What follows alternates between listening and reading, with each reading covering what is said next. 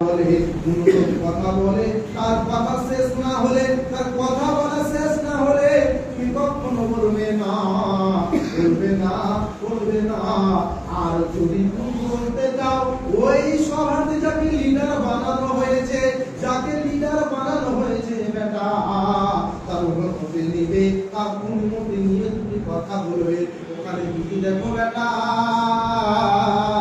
অন্যায় কথা হচ্ছে বেটা, বাজে কথা হচ্ছে, অশ্লীল কথা হচ্ছে, নোংরা কথা হচ্ছে, বাজে মানের কথা হচ্ছে বেটা, সেখান থেকে তুমি উঠে চলে আসবে বেটা, সেখানে তুমি থাকবে না, থাকবে না, থাকবে না, থাকবে না, থাকবে না।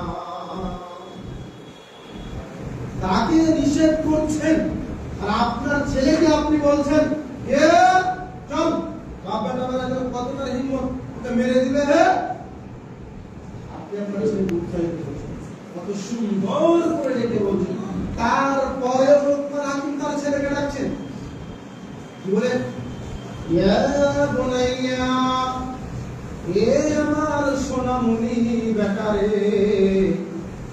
শুনো বেটা শুনো, লা তুশরিকু বিল্লাহ, তুমি আল্লাহর সাথে শিরক করবে না, করবে না।